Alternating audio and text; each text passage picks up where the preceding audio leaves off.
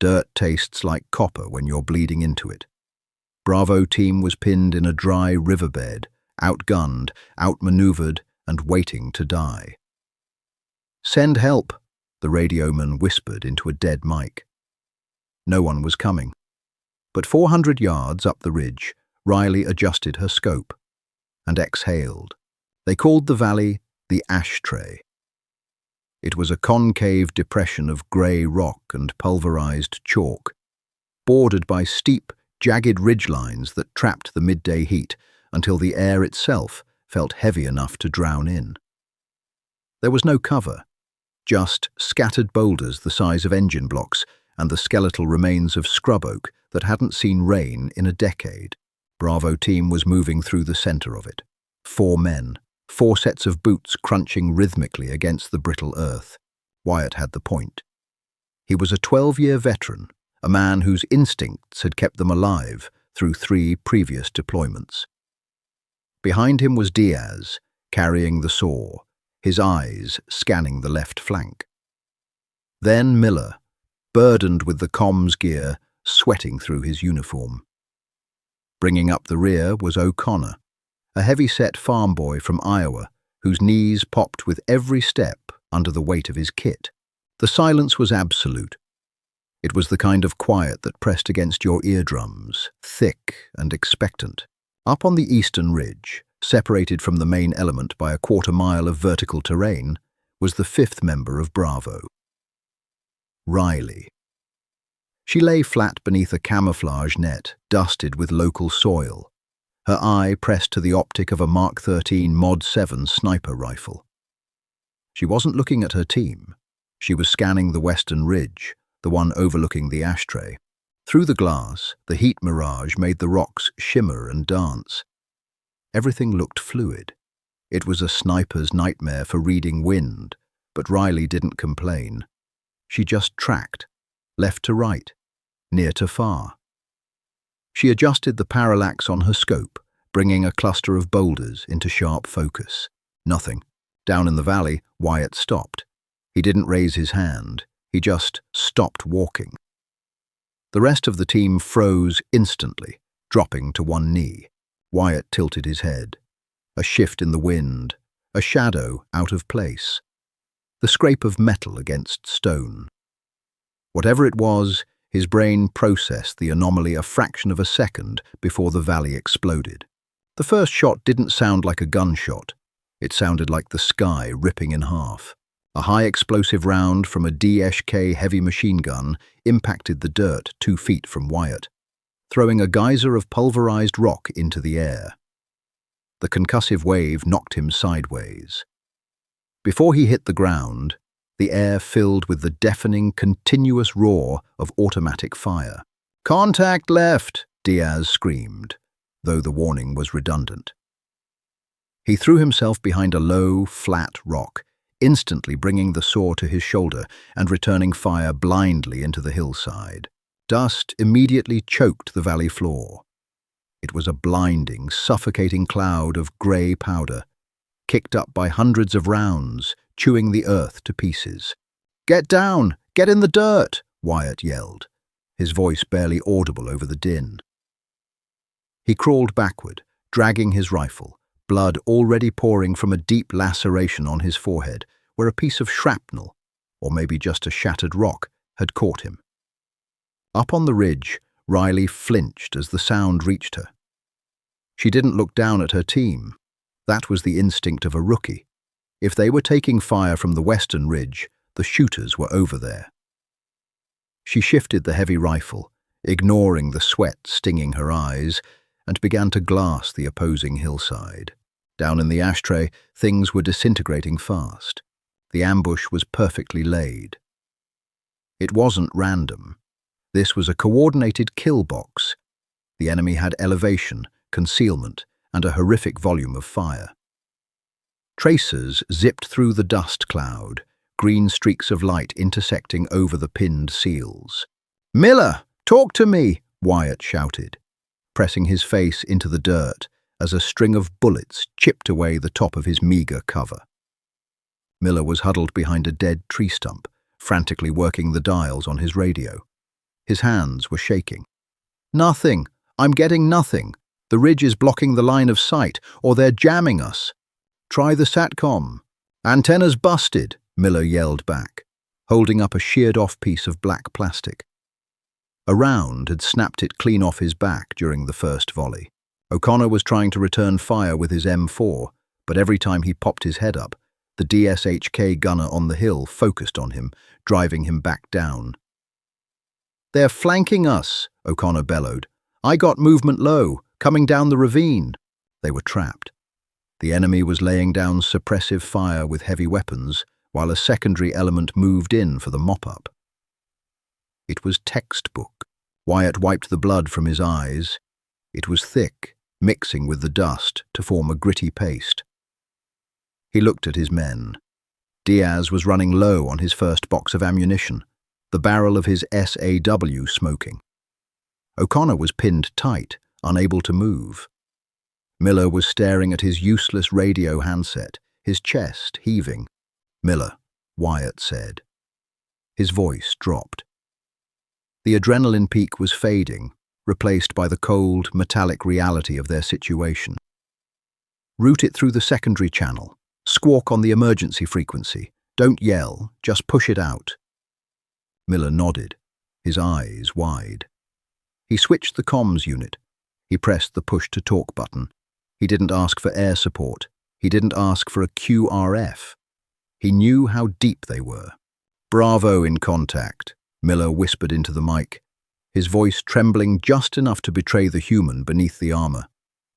"Heavy fire. We are pinned. Send help."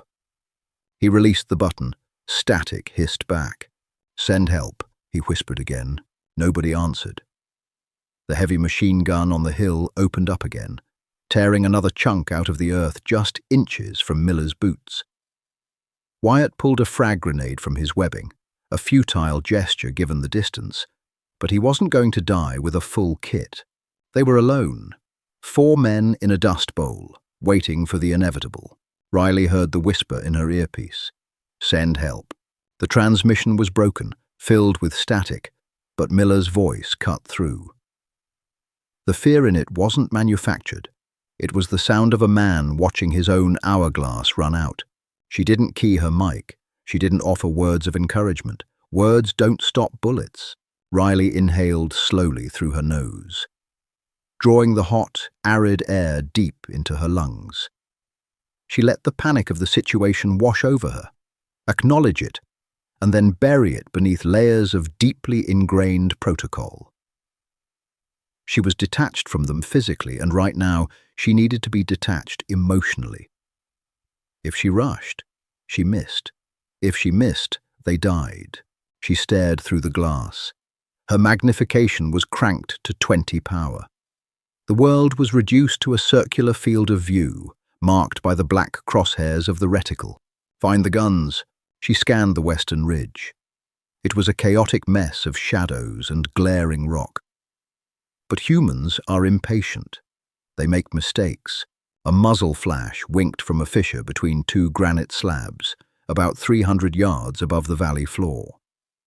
It was followed by the rhythmic thump, thump, thump of the DSHK heavy machine gun. That was the primary threat. That was the gun keeping her boys eating dirt. Riley settled the crosshairs on the dark gap between the rocks. She couldn't see the shooter. She could only see the shadow behind the flash. Distance, roughly 650 yards. Wind, 3 to 5 miles per hour, coming from right to left. Elevation, slightly downward angle. She dialed her turrets.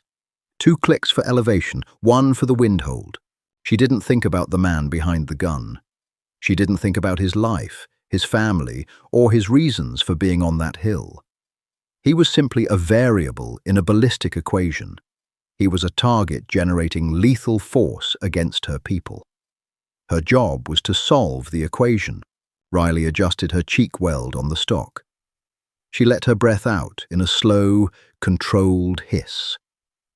The crosshairs rested perfectly on the edge of the shadow where the muzzle flashes originated. At the bottom of her exhale, she paused. The world stopped spinning. The noise in the valley faded into a dull, distant hum. There was only the reticle, the shadow, and the trigger. She applied 3 pounds of steady pressure to the curved metal. The Mark 13 kicked back into her shoulder, a sharp, violent recoil that she absorbed with her entire body. The suppressor ate the muzzle flash and reduced the deafening crack of the .338 Lapua Magnum round to a sharp, supersonic whip. The bullet travelled the distance in less than a second. Through the scope, the recoil obscured her vision for a fraction of a moment. When the sight picture settled, the muzzle flashes from the gap between the rocks had ceased. The rhythmic pounding of the heavy machine gun stopped abruptly. A body slumped forward, tumbling out of the fissure and rolling down the steep, rocky incline before getting hung up on a patch of scrub brush. One, down in the ashtray, Wyatt blinked. The deafening roar of the DSHK had vanished. The sudden absence of the noise was jarring. He raised his head slightly. The dirt in front of him wasn't exploding anymore. "Heavy gun is down," Diaz yelled, hesitating for a second before squeezing off a short burst from his SAW at a different target. "Did they jam?" O'Connor asked, gripping his rifle tight. Wyatt didn't answer. He looked at the mangled body hanging in the brush high up on the hill. The enemy wasn't supposed to fall out of their cover if their gun jammed. Before Wyatt could process it, another sound echoed across the valley.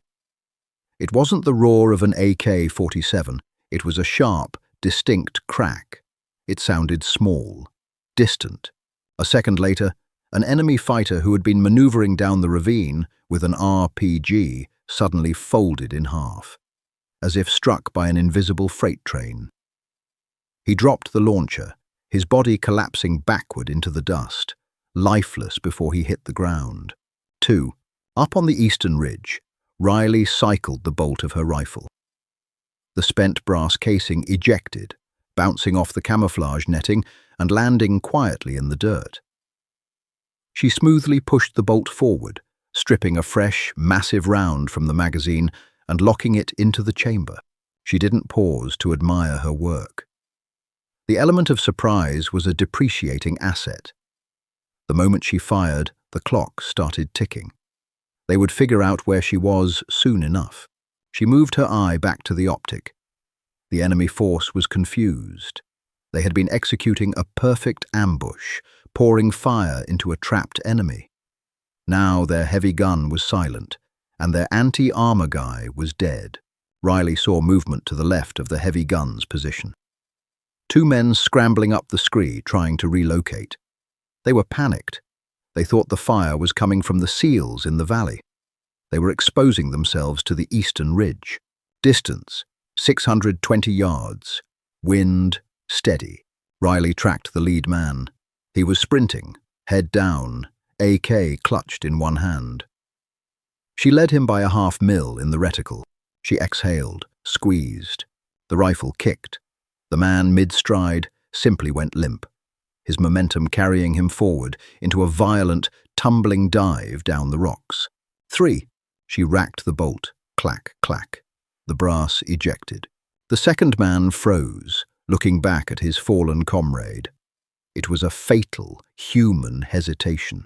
Riley was already back on the trigger. She didn't adjust her dials. She held the crosshairs center mass. Exhale, squeeze. The round impacted his chest, dropping him instantly into the grey rocks. He didn't move. 4. Riley kept her eye in the scope, her breathing even, her heart rate steady at 55 beats per minute. The sweat on her neck was drying in the faint breeze. She scanned the ridge again. The initial chaos was over. The enemy was realizing that the fire wasn't coming from the riverbed. They were taking fire from the flank. Down in the valley, the volume of incoming fire had dropped by half. The suppressive barrage had broken into sporadic, uncoordinated bursts. Wyatt looked over at Miller. The radio man was staring up at the eastern ridge. He couldn't see her. Nobody could see her. But they knew. "It's Ghost," Miller breathed, his voice cracking. Wyatt wiped the blood from his eyes. a grim, jagged smile touching the corners of his mouth. He gripped his rifle, the cold panic replaced by a sudden, fierce clarity. "Conserve your ammo," Wyatt ordered, his voice steady now, cutting through the remaining gunfire. "Keep your heads down, let her work." High above them, Riley shifted her hips slightly, adjusting her angle on the rock beneath her. She had 21 rounds left in her immediate supply. The enemy still had the high ground on the west, and they still outnumbered Bravo 10-1. She found her next target, a spotter trying to locate her position with binoculars. She centered the reticle. "Send help," they had whispered. Riley settled her breathing. "Help is here," she murmured to the empty air. She squeezed the trigger. The western ridge figured it out. It took them 4 dead men and a silenced heavy machine gun to understand the geometry of their failure. But they figured it out. The volume of fire directed at the riverbed tapered off, replaced by sharp, angry shouts echoing across the canyon. Riley watched through the glass as a man in a tan chest rig pointed a jagged finger directly at her ridgeline. She didn't wait for the inevitable. She rolled left, dragging the heavy Mark 13 by its sling, keeping her profile inches from the dirt. The camouflage netting dragged behind her, snagging on sharp rocks. A second later, a rocket-propelled grenade impacted the ledge where she had just been lying. The explosion was deafening, a concussive slap that vibrated through the limestone and rattled her teeth. Shrapnel and pulverized rock rained down on her Kevlar helmet like angry hail. She tasted copper and chalk. Her ears rang, a high-pitched whine slicing through the dull roar of the firefight. Riley kept crawling. 10 yards. 20. She scrambled into a narrow depression flanked by 2 jagged boulders, a secondary hide she had mentally mapped out an hour ago. It offered a tighter field of view, but better defilade. She quickly deployed the bipod. Her shoulder throbbed. The recoil pad of the .338 was already turning her deltoid into a bruised landscape of ruptured capillaries. She ignored it. Pain was just an indicator. It wasn't an instruction. Down in the ashtray, Bravo team felt the pressure lift. "They're pivoting," Diaz yelled, slapping a fresh box of ammunition into his SAW. "They're hunting the sniper." "Then we move," Wyatt roared, spitting a mouthful of blood and dust. "Peel right, make for the dry wash. Move, move, move." O'Connor scrambled up, his heavy boots kicking up dirt as he laid down a suppressing burst of 5.56 millimeters. Miller followed, clutching his broken radio to his chest like a newborn. The enemy saw the movement. A group of 5 fighters broke from their cover on the western ridge, sliding down the scree to cut off Bravo's retreat. They were exposed, arrogant in their numbers, assuming the sniper was dead or pinned from the RPG strike. Riley settled her breathing. The barrel of her rifle was hot enough to brand cattle. A faint mirage of heat rose from the steel, distorting her sight picture slightly. She focused through it, locking the reticle onto the lead runner. Distance, 580 yards. Wind, dead calm. Exhale, squeeze. The lead runner's legs vanished out from under him. He hit the dirt hard, his rifle clattering over the rocks. 5. The remaining 4 scrambled for cover, diving behind a cluster of scrub oak. It wasn't enough. Scrub oak stopped sunlight, not a 250-grain, armor-piercing round. Riley didn't wait for them to peak. She estimated the center mass of the man hiding behind the thickest trunk. She aimed straight at the wood. Squeeze! The heavy round punched through the dead timber, splintering the trunk and catching the man behind it in the throat. He fell backward out of the brush, clutching his neck. 6. She cycled the bolt, the mechanical clack-clack precise and rhythmic. The brass ejected, searing her exposed forearm for a split second before rolling away. She didn't flinch. The other 3 panicked. They broke cover, sprinting back up the hill. Clack-clack, squeeze. 7. Clack-clack, squeeze. 8. The last man threw himself behind a solid slab of granite, chest heaving, trapped. Riley kept the crosshairs pinned to the edge of the rock. She knew human nature. He wouldn't be able to stand the not knowing. He would peek. 10 seconds passed. 20. Down below, Bravo team was making ground, leapfrogging toward the dry wash, their boots pounding the chalky earth. The man behind the rock slowly edged his head out. Just an inch, just enough to look for the muzzle flash. Riley squeezed the trigger. The bullet took off the top of his skull. 9. The ridge descended into a disjointed chaos. The ambushers were no longer fighting a trapped squad in a valley. They were being systematically dismantled by an invisible predator. The psychological toll was heavy. The air grew thick with the smell of cordite and the sharp, coppery scent of blood that drifted on the hot wind. An enemy commander tried to rally his men, standing up behind a boulder, waving an AK-47 and screaming orders. He was brave. Riley put a round through his sternum. 10. Another fighter tried to drag the commander's body to safety. 11. 2 men attempted to set up a light machine gun on a flanking ledge. Riley dropped the gunner first. 12. The loader tried to mount the weapon. 13. The math of violence was cold and absolute. Every time an enemy presented a threat to Bravo team, Riley solved the equation. Her breathing remained methodical. Inhale, exhale, squeeze, cycle. Her world consisted only of the glass, the reticle, and the impact. 14, 15, 16. The barrel of the Mark 13 was smoking. The heat mirage was getting worse. She reached into her kit, pulled out a canteen, and poured a small splash of water over the steel barrel. It hissed violently, turning instantly to steam. She didn't have time to let it cool properly. "Bravo, this is Ghost," Riley whispered into her mic, breaking her silence for the first time. Her voice was raspy, completely devoid of adrenaline. "Push to the wash. You have a 60-second window. I am going Winchester." She was running out of ammunition. She had 10 rounds left in her final magazine. "Copy Ghost," Wyatt's voice crackled back, breathless and ragged.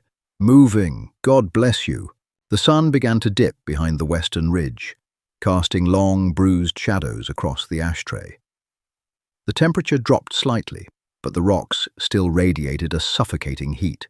The enemy was desperate. They had lost over half their force to a single, unseen shooter. The remaining fighters realized that retreating up the sheer face of their side of the canyon would make them slow, easy targets.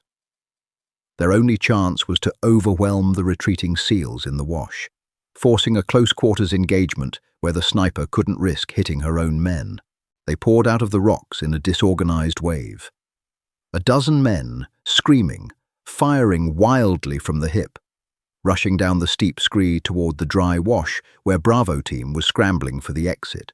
Riley watched them surge. Her eye ached from pressing against the optic. Her shoulder was numb. 10 rounds. She needed to break the charge. She didn't need to kill them all. She just needed to break their will. She tracked the fastest runner, a man holding an RPG. 17. She cycled the bolt, barely feeling the resistance of the metal. She shifted to a man firing a PKM machine gun from the hip. 18. The charge faltered, but they didn't stop. They were too close to Bravo now. "Contact rear!" Diaz screamed, spinning around and laying down a heavy burst of fire. The saw chattered aggressively, chewing up the dirt at the feet of the charging fighters. O'Connor dropped to a knee, firing controlled pairs. A returning round caught him in the shoulder plate of his armor, spinning him around. He grunted, falling onto his back. "O'Connor is hit," Miller yelled, grabbing the big farm boy by the drag handle of his vest and hauling him backward. Wyatt stepped forward, placing his body between his men and the charging enemy. He raised his M4, firing until the bolt locked back empty. He reached for a fresh magazine, but his hands were slick with his own blood.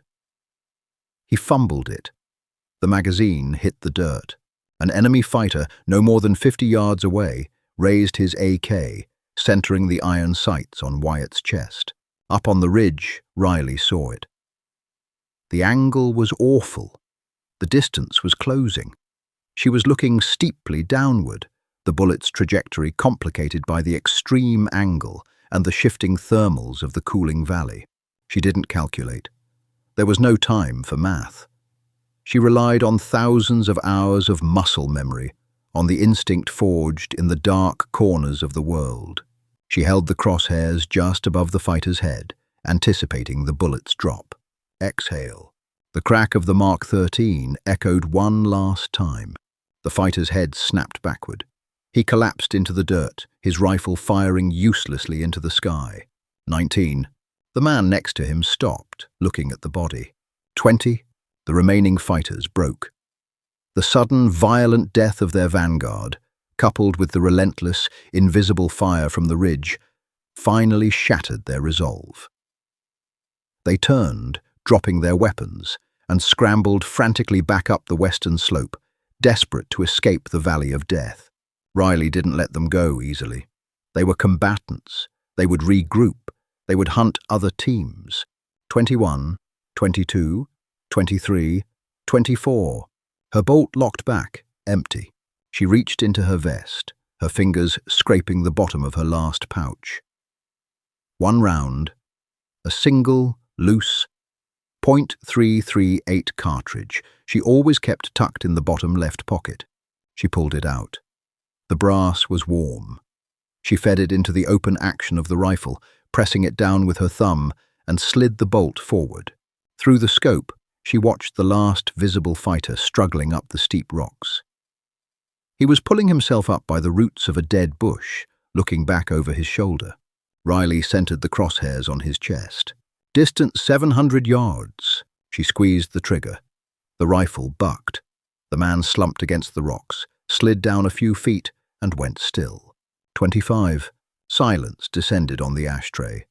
It wasn't the thick, expectant silence from before the ambush.